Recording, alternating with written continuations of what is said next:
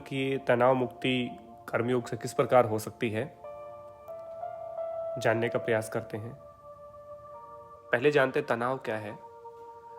तनाव मन की ऐसी अवस्था जिसमें हम असहज महसूस करते हैं, अनकंफर्टेबल फील करते हैं, कुछ अच्छा नहीं लग रहा होता, काम में रुचि नहीं होती, कंधों में दर्द हो रहा है, गर्दन में दर्द हो रहा है, चेहरे पे उदासी का भाव है, स्वभाव चिड़चिड़ा हो चुका है, आदि जो चीजें हैं वो तनाव को दर्शाती हैं कि आपको तनाव है, आप अपसेट हैं, आप किसी कार्य को ठीक ढंग से नहीं कर सकते यदि आप तनाव में हैं, किसी से आप ठीक से व्यवहार नहीं कर सकते यदि आप तनाव में हैं। तो आखिर तनाव होता क्यों है? मनुष्य प्रतिदिन काम करता है और 24 घंटे कोई ना कोई काम हम करते रहते हैं। कर्मयोग को आप कभी नहीं छोड़ सकते। एक पल के लिए भी व्यक्ति बिना कर्म किए नहीं रह सकता। तो जब एक पल के लिए भी कर्म किए बगैर हम नहीं रह सकते, तो हमारा कर्म कैसा होना चाहिए, हमारे कार्य कैसे होने चाहिए जिससे कि हम तनाव में ना जाएं, काम सही हो, काम में किसी प्रकार का विघ्न ना हो, किसी प्रकार का दुर्घटना हमारे साथ ना घटे और तनाव पैदा ना हो। इन विषयों पे चर्चा करते हैं। तो जैसे मैंने बताया कि कर्म योगी है मनुष्य, कर्म किए बिना एक पल भी हम नहीं रह सकते। जब आप सो रहे होते हैं तब भी आप कोई काम कर रहे होते हैं, श्वसन लेने का कार्य कर रहे होते हैं, श्वास लेने छोड़ने का कार्य कर रहे होते हैं। नींद अच्छी नहीं आ रही तो आप स्वपन लेने का कार्य कर रहे होते हैं, करवटें बदल रहे होते हैं, कोई ना कोई काम आप 24 घंटे प्रति पल प्रति क्षण कर रहे होते हैं। कभी कोई ऐसा पल नहीं आता जिसमें आप काम नहीं कर रहे होते। आप कहेंगे कि मैं तो कुछ काम नहीं कर रहा, हाथ पे हाथ धर के बैठा हूं, तो आप कुछ चिंतन कर रहे हैं, आप ध्यान कर रहे हैं, आप अपने आप को आराम कर रहे हैं, कुछ तो कर ही रहे हैं। कोई ना कोई शारीरिक गतिविधि, कोई ना कोई मानसिक गतिविधि आप अवश्य ही कर रहे होते हैं। कभी भी किंचित मात्र एक क्षण के लिए, एक पल के लिए भी आप कर्म के बिना नहीं रह सकते। तो जब बिना कर्म की हम नहीं रह सकते, तो हमारा कर्म कैसा होना चाहिए बहुत इंपॉर्टेंट है। कर्म का चयन करना बहुत इंपॉर्टेंट है। मेरा वर्क स्टाइल कैसा हो, मेरा वर्किंग एरिया कैसा हो, मुझे किस प्रकार का काम करना है ताकि मैं तनाव में ना आऊं।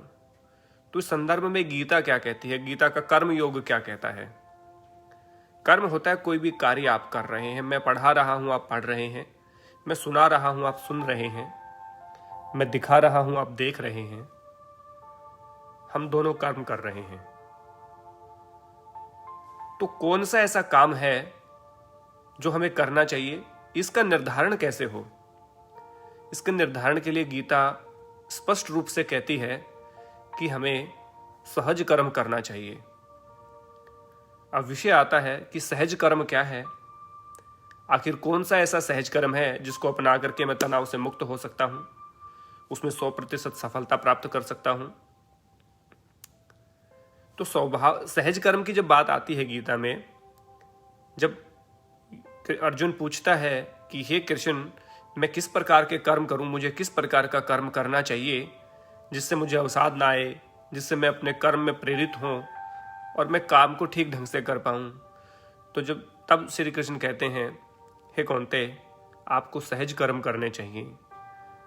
तब अर्जुन पूछता है कि सहज कर्म क्या है, किस प्रकार होता है, क्या इसका लक्षण है, किस प्रकार से इसको पूरा किया जा सकता है, क्या इसके लक्षण है, किस प्रकार इसको मैं पूरा करूं, क्या इसके कारक कहे हैं।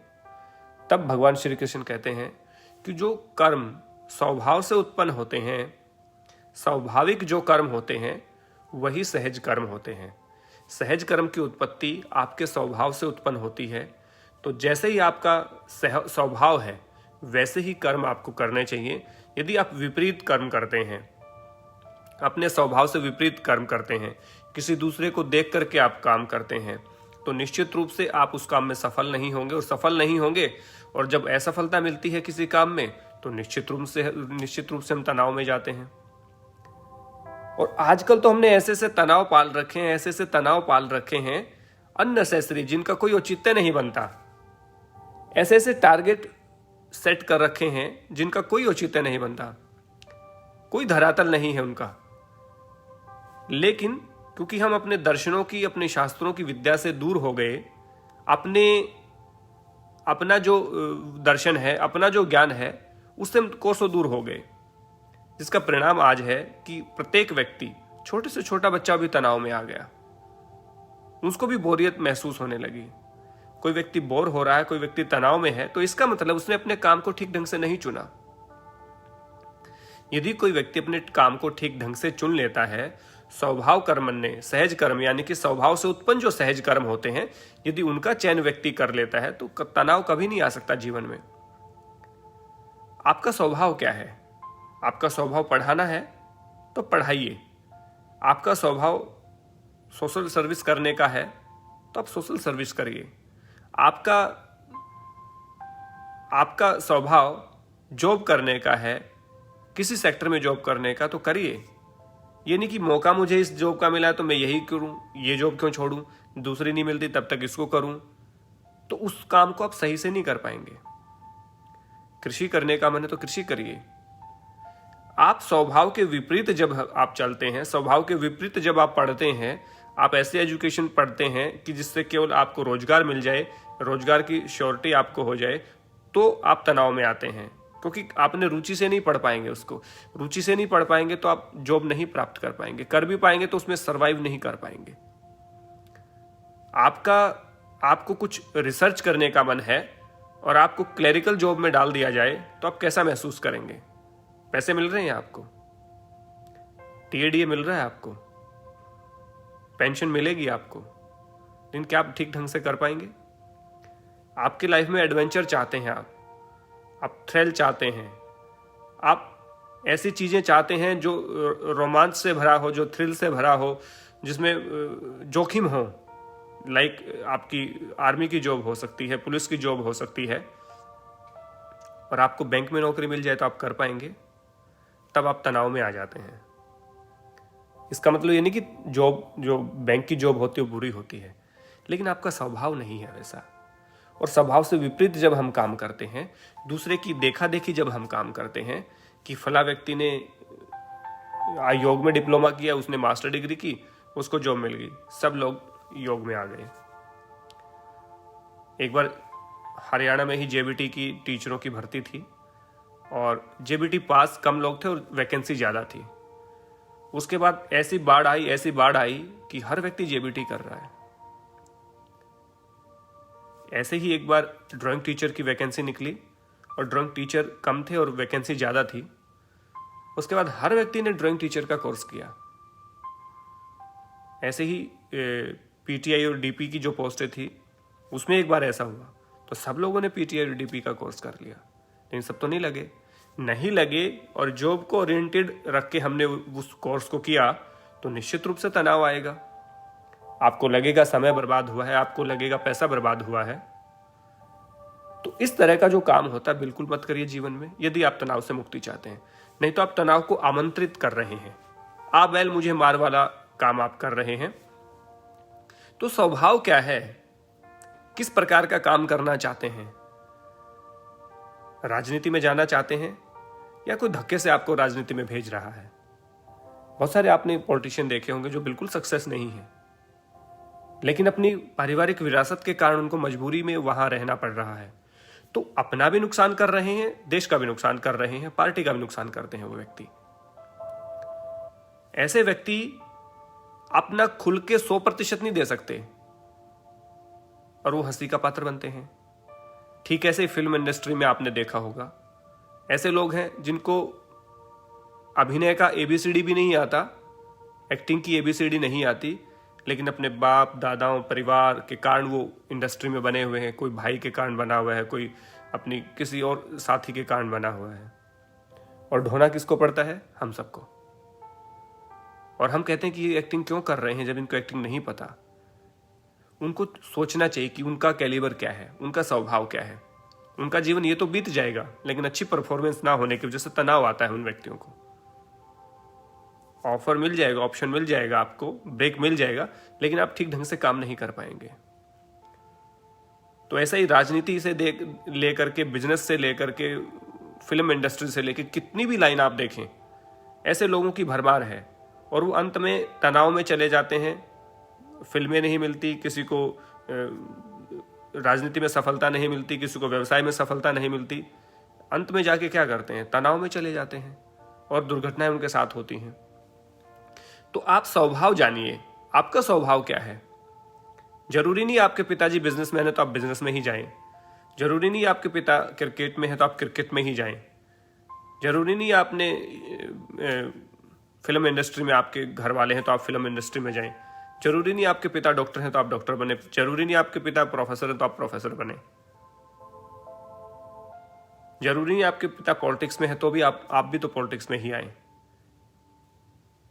आप स्वभाव जानिए, इस स्वभाव को जान लिया तो आप तनाव से बिल्कुल पूरी तरह से मुक्त हो जाएंगे। लेकिन यदि आपने अवसर को देखा, एक अलग चीज को टारगेट आपने किया और उस लाइन में आप आए, तो निश्चित रूप से आप तनाव के शिकार होंगे और आप उसमें अच्छा परफॉर्म नहीं कर पाएंगे। तो इसलिए स्वभाव जानिए कि मेरा स्वभाव क्या है, मुझे कैसे काम करना चाहिए।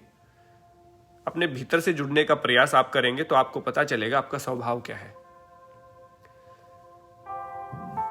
अब हम बात करते हैं गीता में कर्मयोग की क्या बात कही गई है। गीता स्पष्ट रूप से कहती है, राजा और मजदूर दो अलग अलग चीजें होती हैं, दोनों की अलग अलग डेजिग्नेशन है। मजदूर वाला काम मजदूर करेगा, राजा वाला काम राजा करेगा। सिपाही अपना काम कर रहा है, व्यवसायी अपना काम कर रहा है, खिलाड़ी अपना काम कर रहा है, किसान अपना काम कर रहा है। और यदि इंटरफेयर हम करने की कोशिश करेंगे और हम सोचेंगे हम सारे काम कर सकते हैं, मैं ये भी काम कर लूं, मैं वो भी काम कर लूं, मैं वो भी काम कर लूं, तो पूरा खेल बिगड़ जाएगा। कहते हैं ना, जिसका काम उसको साजे, दूजा करे तो डंडा बाजे। यानी कि जिसका जो स्वाभाविक कर्म है उसी को करने दीजिए, वो करेगा तो वो काम सजेगा। अदरवाइज दूसरा उस व्यक्ति उस काम को करेगा तो डंडा ही बजेगा, काम गलत ही होगा। तो इसलिए हर व्यक्ति की अपनी इंपॉर्टेंस है। एक चपरासी की अपनी इंपॉर्टेंस है, एक आईएएस की अलग इंपॉर्टेंस है, एक सैनिक की अलग इंपॉर्टेंस है, एक अध्यापक की अलग इंपॉर्टेंस है, एक किसान की अलग इंपॉर्टेंस है, एक बिजनेसमैन की अलग इंपॉर्टेंस है, एक ड्राइवर की अपनी इंपॉर्टेंस है। तो सब अपने स्वभाव से करें, खुशी से करें कार्य, वो आपका स्वभाव कर्म है, वो आपको तनाव कभी नहीं होने देगा। इसलिए यदि आप तनाव में हैं, यदि आप तनाव फील कर रहे हैं, तो निश्चित रूप से आपने जो आपका जो कार्य आप कर रहे हैं, जिसमें आपको रुचि नहीं लग रही, जिसमें आपका काम में सफलता नहीं मिल रही, तो निश्चित रूप से आपने कहीं ना कहीं किसी से प्रेरित होकर के, किसी को दूसरे को देख करके आपने अपने काम का चयन किया है, ना कि अपने स्वभाव के अनुसार अपने काम का चयन किया है। तो आप निश्चित करिए, आप सुनिश्चित करिए कि आपका स्वभाव क्या है, आप किस काम में करने में सहज हैं। जिस काम को करने में आप सहज हैं, कंफर्टेबल फील करते हैं, वो आपका स्वाभाविक कर्म है, वो आपका सहज कर्म है। उसको आप करिए, उसमें आप सफलता प्राप्त करिए, उसमें आप ऊंचाइयों को प्राप्त करिए। हमें क्या टारगेट ले रखे हैं? आज सोशल मीडिया का युग है, फेसबुक है, ट्विटर है, इंस्टाग्राम है, व्हाट्सएप है, स्टेटस हम लगाते हैं। अब स्टेटस ज्यादा लोगों ने सीन नहीं किया तो टेंशन, पोस्ट ज्यादा लोगों ने लाइक नहीं करी तो टेंशन, कमेंट नहीं आए तो टेंशन, कितने व्यू हुए, बहुत कम व्यू हुए, दूसरे के तो बहुत ज्यादा व्यू हो रखे, ये भी तनाव। मतलब तनाव वैसे कमी थी तनाव की, जो इस तरह से भी हम तनाव को आमंत्रित करते हैं। मैंने YouTube चैनल बनाया, मेरे इतने सब्सक्राइबर हैं, मेरे सब्सक्राइबर क्यों नहीं बढ़ रहे, मेरे फॉलोवर क्यों नहीं बढ़ रहे?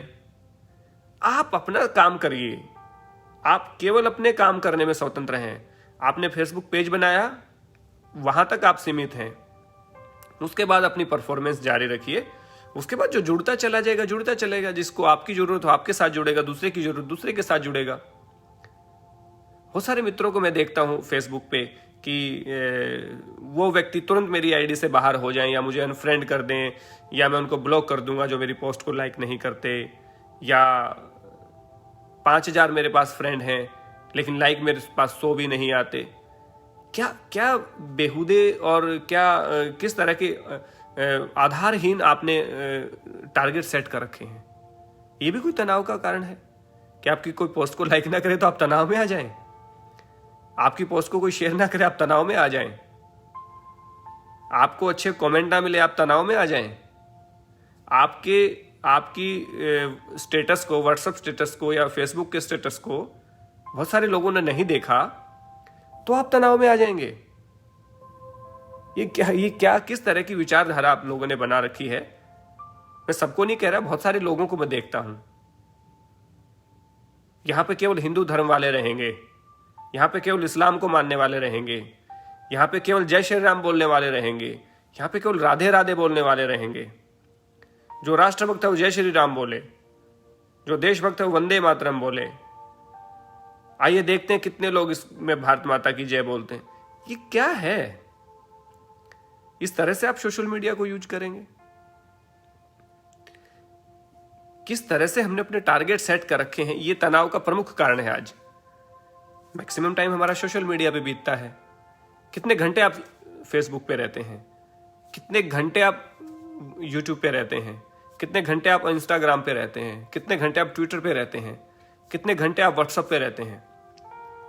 आप कैलकुलेट करिएगा, आपको पता चलेगा उसमें से कितनी देर आप अच्छी बातें करते हैं, कितनी देर आप विषय से संबंधित चीजों को सुनते हैं, विषय से संबंधित चीजों को पढ़ते हैं, विषय से संबंधित और आपके जो काम आने वाली चीजें हैं उन पे कितना समय आप लगाते हैं सोशल मीडिया पे। और अनावश्यक लाइक डिसलाइक करने में, अननेसेसरी कमेंट करने में कितना समय आप व्यतीत करते हैं। आप देखिए अपने समय का कितना भाग आप सोशल मीडिया पे यूटिलाइज कर रहे हैं और कितना भाग अपने समय का बर्बाद आप कर रहे हैं सोशल मीडिया पे। ये आपको देखना चाहिए। ये तनाव का सबसे बड़ा कारण है। ऐसी पोस्ट जो आपको पसंद नहीं है आप अपनी प्रतिक्रिया ना दीजिए उस पर। अननेसेसरी बहस क्यों कर रहे हैं? जो अच्छा लगे उसको लाइक कर दीजिए, और भी अच्छा लगे उस पर कमेंट कर दीजिए, बहुत ही ज्यादा अच्छा लगे और लगे कि लोगों को फायदेमंद है तो शेयर कर दीजिए। इस तरह की चीजों को अननेसेसरी बोझ बनाने की जरूरत नहीं है। यह कर्मयोग नहीं है। कर्मयोग है निष्काम कर्मयोग। गीता और योग दर्शन दो ग्रंथों का संदर्भ में यहां पे दूंगा। गीता में कहा गया कर्म यानी कि व्यक्ति क्षण मात्र भी कर्म के बिना नहीं रह सकता, वो कर्म कहलाता जो प्रति क्षण हम करते रहते हैं। कर्म की 3 परिभाषा मुख्य रूप से दी हैं: अकर्म, विकर्म और निष्काम कर्म। जो अकर्म होता है वो बहुत दिव्य कर्म होते हैं, बहुत अच्छे कर्म होते हैं, पुण्य कर्म होते हैं, उनको अकर्म कहा है। विकर्म कर्म कौन से हैं? जो निकृष्ट कर्म है, जिनको नहीं करना चाहिए, जो पाप कर्म होते हैं, जो दुष्ट कर्म होते हैं, जो दूसरे के नुकसान के लिए कर्म होते हैं, दूसरे की बुराई के लिए जो हम करें, दूसरे का अनिष्ट करने के लिए हम करें, दूसरे का नुकसान करने के लिए जो हम काम करते हैं, उसको विकर्म कहा है। तो हमें विकर्म नहीं करने हैं, विकर्म हमें नहीं करना। हमें करना है केवल अकर्म। अकर्म है पुण्य काम, स्वभाव से जुड़े हुए काम। लेकिन गीता कहती है कि इन दोनों में, विकर्म और अकर्म में, तो अकर्म सबसे अच्छा कर्म है। लेकिन यदि श्रेष्ठ कर्म की बात करें तो निष्काम कर्मयोग की बात गीता कहती है कि हमारा जो काम है निष्काम होना चाहिए। अब निष्काम कर्म क्या है? प्रत्येक कार्य की सिद्धि और असिद्धि अर्थात सफलता और असफलता को मैं सम रह के, कि मैं ये कार्य कर रहा हूं, ये कार्य सफल होता है तो भी, ये कार्य असफल होता है तो भी मैं सम रहूंगा, मुझे कोई फर्क नहीं पड़ेगा। कार्य की सफलता और असफलता, कार्य की सिद्धि और असिद्धि, कार्य की सफलता और विफलता, कार्य को पूर्ण होना और कार्य का अधूरा रहना, दोनों सिचुएशन में यदि आप सम हैं, अपने आप को साम्यावस्था में रख रखा है, जैसा भी परिणाम मिले, अच्छा परिणाम मिले, बुरा परिणाम मिले, दोनों में आप सम हैं। कार्य के अंदर आपकी लिप्तता नहीं है। कर्म को केवल कर्ता समझ के आप कर रहे हैं, मैं केवल इस काम को करने वाला निमित्त हूं, इस काम से मिलने वाला जो परिणाम है वो परमात्मा देगा, और वो जैसा भी देगा वो हमें स्वीकार होगा। लेकिन हम क्या करते हैं, मैं ये काम करूं, मेरी फर्स्ट डिवीजन आनी चाहिए परीक्षा में, मेरा नेट पास होना चाहिए, मेरा जेआरएफ होना चाहिए। जेआरएफ नहीं होता, नेट नहीं होता तो प्रॉब्लम, नेट हो गया जेआरएफ नहीं होता तो प्रॉब्लम है, तनाव में आ जाते हैं। आप केवल मेहनत करिएगा। जेआरएफ उन व्यक्तियों का आता है जो 1% होते हैं टॉप रैंक के, और 14% होते हैं जिनका नेट आता है।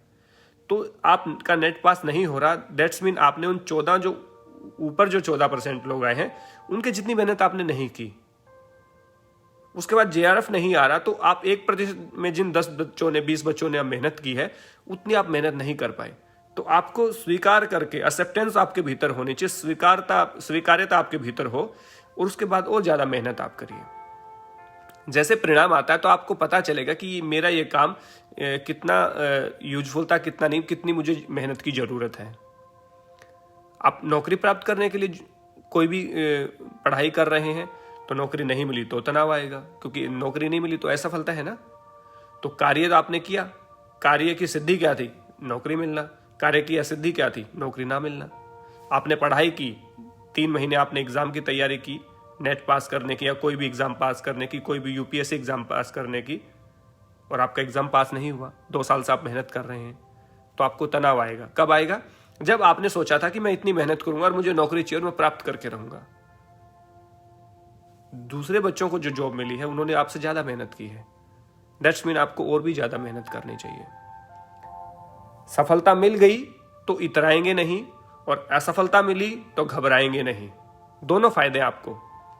कुछ लोग इतराना शुरू कर देते हैं, मैंने तो फर्स्ट अटेम्प्ट में जॉब कर ली, मैंने फर्स्ट अटेम्प्ट में नेट कर दिया, मैंने फर्स्ट अटेम्प्ट में जेआरएफ कर दिया, मैंने ये कर दिया, मैंने वो कर दिया। वो इतराना शुरू कर दे, अहम आता है, अहंकार का भाव पैदा होता है जो निश्चित रूप से टूटता है, कभी ना कभी टूटता है, और जब टूटता है तो बहुत दर्द होता है, बहुत दुख होता है, बहुत तकलीफ होती है।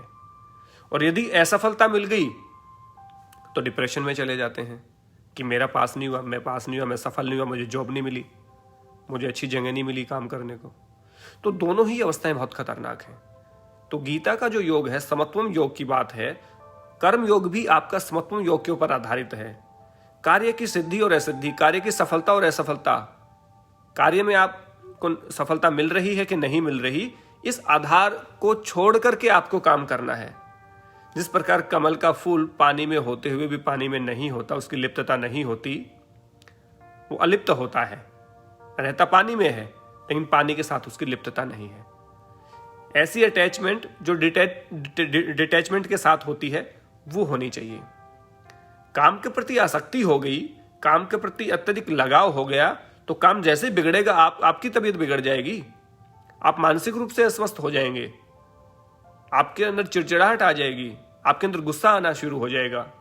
लेकिन काम को के साथ आसक्ति नहीं है, केवल कर्ता भाव आपका है, तो आप काम सफल होगा तो भी बहुत ज्यादा खुशी नहीं होगी, और असफल हो गया तो डिप्रेशन भी नहीं होगा, तनाव भी नहीं होगा आपको। दोनों कितनी अच्छी बातें हैं। हम कोई भी काम सफलता के लिए करते हैं, कोई भी काम सफल होने के लिए करते हैं, कोई भी काम हम सिद्धि के लिए करते हैं, कोई भी काम हम लाभ के लिए करते हैं, फायदे के लिए करते हैं, प्रॉफिट के लिए करते हैं, बेनिफिट के लिए करते हैं।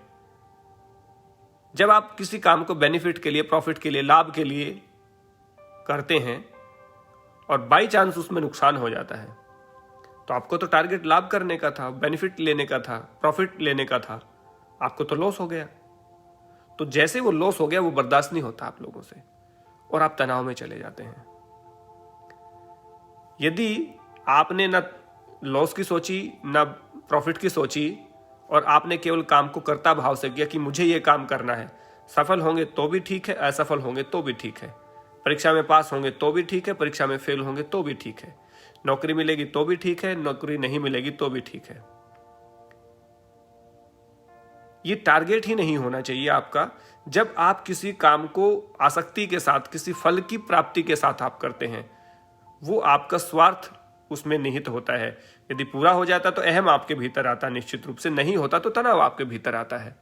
तो गीता कहते हैं कि निष्काम कर्मयोग होना चाहिए। कार्य की सिद्धि असिद्धि, सफलता असफलता कोई प्रभावित ना करे आपको, किसी भी प्रकार का कोई प्रभाव आपके ऊपर ना छोड़े, तब देखिए आप निश्चित रूप से सफल होंगे। और सफल होने पे अहंकार और अहम भी आपके भीतर नहीं आएगा। तो आप डिसाइड करिए कि अननेसेसरी टारगेट सेट करके अननेसेसरी सफलता ही प्राप्त करने के लिए, लाभ ही प्राप्त करने के लिए यदि आप रहेंगे, परीक्षा को पास करने की दृष्टि से ही आप पढ़ेंगे, तो फेल भी हो सकते हैं, असफल भी हो सकते हैं। हो सकता है आप 1% टॉप के लोगों में ना आए। यूपीएससी के एग्जाम जो लोग पास करते हैं, लगभग लोग पास करते हैं, लेकिन सब तो आईपीएस आईएएस नहीं बनते, कुछ लोग बनते हैं, क्योंकि ऊपर की रैंक को छांटते हैं। आप उस ऊपर की कैटेगरी में नहीं आ पाए हैं, दैट्स मीन आपने मेहनत कम है, और ज्यादा मेहनत करिए।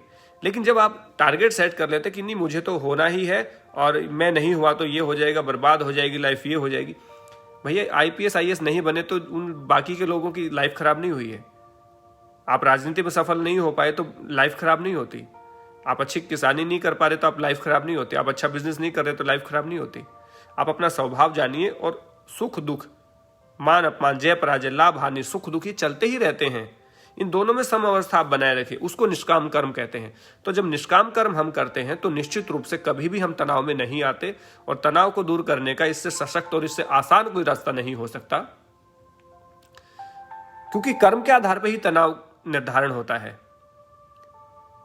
अच्छी जॉब नहीं मिली, अच्छा स्टेशन नहीं मिला, अच्छा रैंक नहीं मिला तो तनाव में, क्योंकि हमने सेट कर लिया कि मुझे अच्छा रैंक चाहिए, मुझे अच्छा ये चाहिए, मुझे अच्छा वो चाहिए। यदि वैसा नहीं मिलता तो तनाव आता है। तो कर्म का जो निर्धारण आप करते हैं, लक्ष्य का जो निर्धारण करते हैं, वहां पे गड़बड़ है। उस गड़बड़ को सुधार लेंगे तो तनाव रूपी जो गड़बड़ है वो समाप्त हो जाएगा। तो इसलिए आप सबसे निवेदन है, निष्काम कर्म योग। कर्म के साथ लिप्तता नहीं होनी चाहिए। कर्म का जो आपने जो कर्म किया उसका जो परिणाम है वो आपको प्रभावित ना करे, ना अहंकार पैदा करे, ना तनाव पैदा करे, यह आप सुनिश्चित करिए। योग दर्शन क्या कहता है? 4 प्रकार के कर्म योग दर्शन कहता है। कृष्ण कर्म, शुक्ल कर्म, कृष्ण शुक्ल कर्म और अशुक्ल अकृष्ण कर्म। पहले जो होते हैं कृष्ण कर्म, पाप कर्म यानी कि बुरे जो कर्म होते हैं वो होते हैं। दूसरे शुक्ल कर्म यानी कि पुण्य कर्म, जो अच्छे कर्म होते हैं, मानवता की भलाई के लिए जो कर्म किए जाते हैं। कृष्ण शुक्ल कौन से होते हैं? बुरे और अच्छे मिश्रित कर्म, कुछ बुरे हैं कर्म, कुछ अच्छे कर्म हैं, उनको कृष्ण शुक्ल कर्म कहते हैं। अशुक्ल अकृष्ण किसको कहते हैं? जो पाप और पुण्य दोनों से ही रहित हैं, जिनमें व्यक्ति का अपना निहित स्वार्थ निहित नहीं होता, वो अशुक्ल और अकृष्ण कर्म कहे हैं। तो योग दर्शन क्या कहता है कि प्रत्येक व्यक्ति को, प्रत्येक साधक को यदि सफलता प्राप्त करनी है तो उनके जो कर्म है वो अकृष्ण और अशुक्ल होने चाहिए, यानी कि पाप से भी रहित हों और पुण्य से भी रहित हों। आप कहेंगे कि पुण्य कर्म क्यों नहीं होने चाहिए? आपको पाप कर्म तो नहीं करने चाहिए हमें, और पाप और पुण्य मिश्रित कर्म भी नहीं करने चाहिए, लेकिन पुण्य कर्म क्यों नहीं करने चाहिए? पुण्य कर्म जब आप करते हैं तो आसक्ति होती है। अच्छे काम करने से सतोगुण बढ़ता है और उन अच्छे कामों के प्रति भी आसक्ति हो सकती है। लेकिन जब तक आसक्ति रहेगी, जब तक सतोगुण की प्रधानता रहेगी, क्या तब तक आप मोक्ष प्राप्त कर पाएंगे? निश्चित रूप से नहीं कर पाएंगे।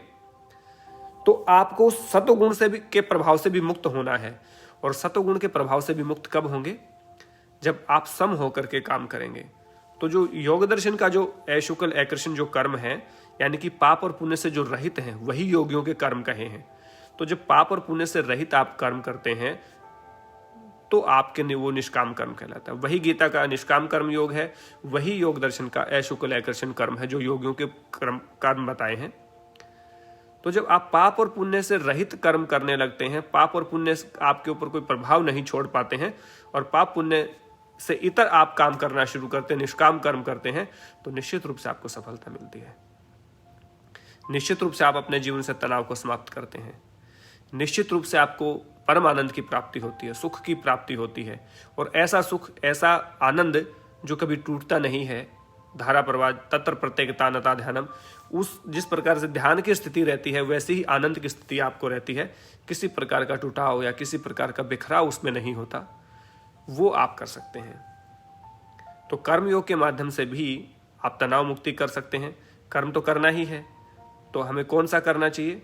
अकर्म और विकर्म को छोड़ करके निष्काम कर्म करना चाहिए अकॉर्डिंग टू गीता। कर्म तो करने ही हैं, तो कौन सा कर्म करना चाहिए, पाप कर्म करें कि पुण्य कर्म करें, कि पाप पुण्य मिश्रित कर्म करें, या अशुक्ल आकर्षण यानी कि पाप पुण्य से रहित कर्म करें। तो योग दर्शन के अनुसार हमें अशुक्ल आकर्षण कर्म करने चाहिए, जो कर्म पाप और पुण्य से रहित हों, केवल कर्ता भाव उनमें हो, केवल निमित्त मात्र आप होने चाहिए। ऐसा कर्म यदि आप करेंगे तो निश्चित रूप से आप तनाव से दूर रहेंगे। तो आज हमने प्रयास किया कर्मयोग से किस प्रकार से तनाव मुक्ति हो सकती है, किस प्रकार से अपने तनाव का प्रबंधन हम कर सकते हैं, किस प्रकार से आनंद और सुख की प्राप्ति हम कर सकते हैं कर्मयोग के माध्यम से। तो ये कर्मयोग का मैंने आपको विस्तार से वर्णन किया। ये कोई बिल्कुल अकॉर्डिंग टू टेक्स्ट नहीं कहा मैंने, हाँ उनको कोट जरूर किया, कर्म विकर्म निष्काम कर्मयोग आकर्षण शुक्ल, लेकिन मैंने जो कहा यह अपने अनुभव के आधार पे कहा है, क्योंकि कर्मयोग से कहीं पे तनाव मुक्ति की बात नहीं कही गई। तो मैंने सोचा कि कर्मयोग यदि हम करते तो निश्चित रूप से हमारा तनाव दूर होता है। तो अननेसेसरी के टारगेट सेट करने से बचें, अननेसेसरी का जो टाइम वेस्ट करते हैं हम वो भी उससे भी बचें, और जो एक्सपेक्टेशन है अननेसेसरी जो एक्सपेक्टेशन है उनसे भी आप दूर रहेंगे तो निश्चित रूप से आप तनाव से दूर रहेंगे। इसी आशा और विश्वास के साथ कि आपको व्याख्यान पसंद आया होगा। यदि कोई आपको इसमें क्वेश्चन पूछना है, कोई सुझाव देना है, कोई अनुभव साझा करना है, तो निश्चित रूप से आप कमेंट कीजिए, आपके साथ चर्चा करूँगा कुछ समय के लिए। और व्याख्यान कैसा लगा ये भी आप बताइएगा। अच्छा लगे तो आप ज़रूर इसको शेयर करिएगा, क्योंकि अच्छी चीज़ को हमें शेयर करना चाहिए, और अच्छा नहीं लगा तो बिल्कुल भी शेयर मत करिए। लाइक डिसलाइक के लिए हम बोलते ही नहीं कभी भी, ये आपका अपना विषय है। लेकिन आपका कोई सुझाव है तो ज़रूर मुझे दीजिए, कमेंट करिए, और कोई प्रतिक्रिया है वो भी दीजिए, अनुभव है वो भी दीजिए, सवाल है वो भी पूछिए। इसके लिए मैं खुले मन से आपको आमंत्रित करता हूँ। धन्यवाद।